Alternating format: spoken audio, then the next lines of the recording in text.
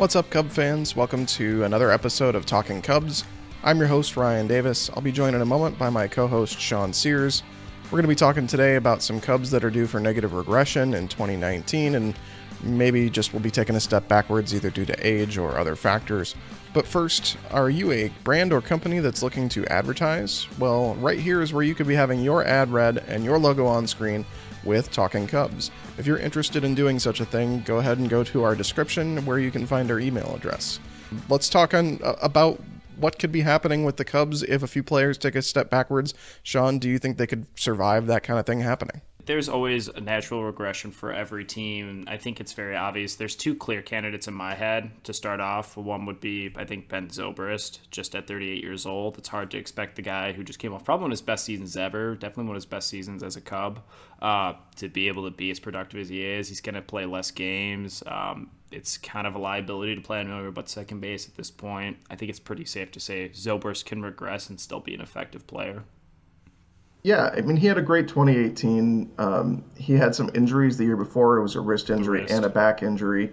Last year, he had a 115 OPS plus with a 378 on base. It was sort of reminiscent of his 2016 season, which was so great. I don't expect the awful 2017 to return unless he's hurt again. But like you said, he's going to be 38 years old in May. How long could we expect him to continue being this great? Right, that's really the question. I mean, his bat is always going to play. I feel like he's just got too great of hand-eye coordination, and he's too smart in counts to know when pitches are coming and to be able to take advantage of that. So we'll still see him be effective. It's just going to probably get harder and harder for Joe to play him on a day-to-day basis. At least that would be the aspect, what we would suspect. But we thought that last year, and he had a fantastic season. So maybe he dips in the fountain of youth, but I think it's safe to say Zobrist probably takes a step back in 2019. The other guy that I have on my list is John Lester. That's what he had an ugly 2017 season. That was really kind of based on just a couple games that blew up his ERA.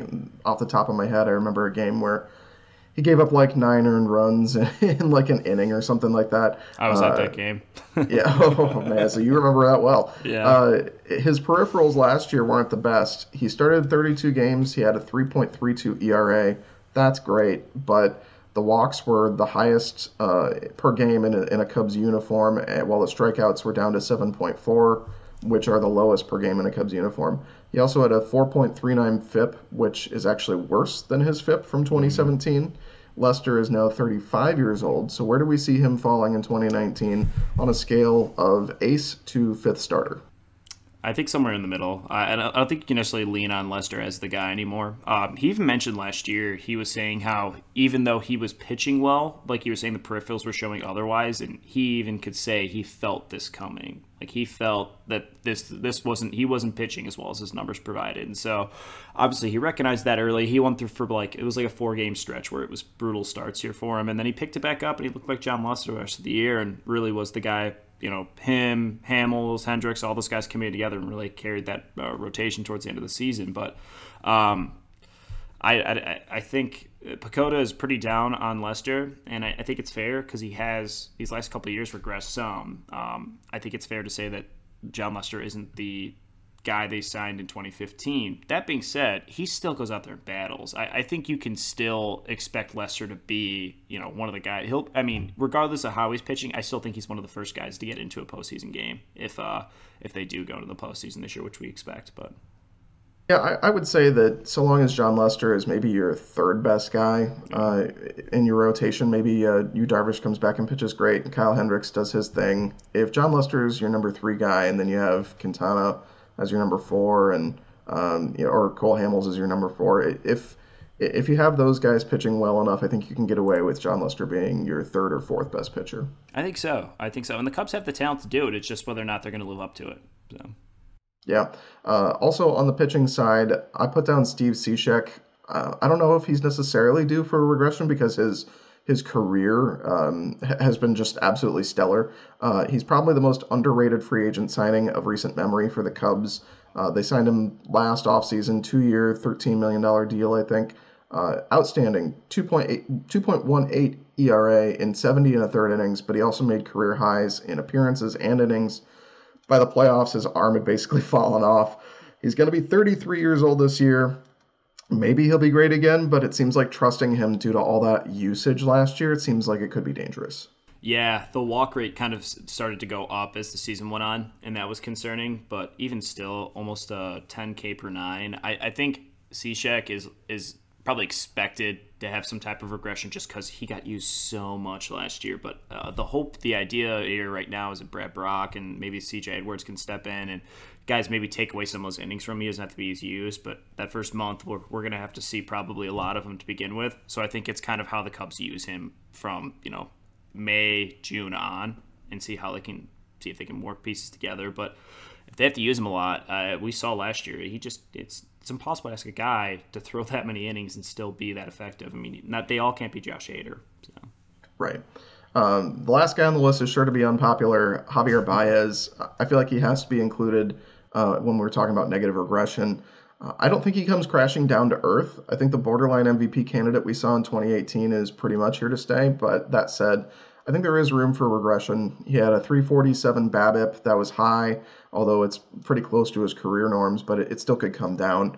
His hard hit percentage was up, as was his line drive rate, and his home run to fly ball rate was up at nearly 25%. There's no way he could be that good again, right? No, that's impossible. I mean, Javier Baez benefited a ton from being able to hit the long ball last year, and as well as just tear the cover off the baseball. He hits it harder than just about anyone else in times. It's hard to expect the probability of a lot of those hard hit balls still falling down or still leaving the park. You can make a case a lot of those balls could end up being line drives, could be balls that are saved on a spectacular play, end up foul, whatever it may be. There's the probability of him hitting that many hard balls out of the park or that many hard balls for extra bases.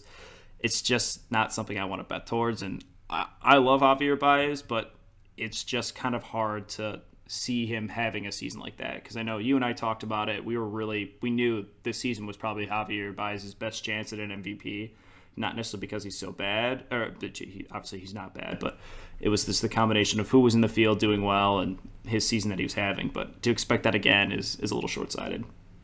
Yeah, and like I said, I still think he's going to be great. I love the idea of him playing at shortstop. I think the Cubs have some infield prospects that could come up, like a guy like Zach Short, who could be more of a long-term solution at second base, or maybe David Bodie. But I do love Baez at short. I think shortstops who have his kind of offensive capabilities are, as Jason Parks once said, they're unicorns.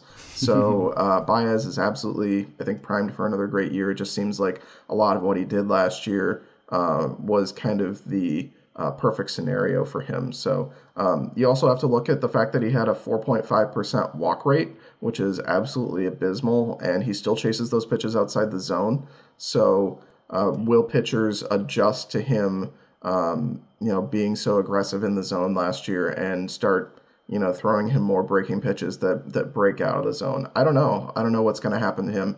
I'm really excited, though, because he is so talented, and I feel like he can, if he puts in that work and really drives to make changes to some of his plate discipline issues, I think he can be even better in that way.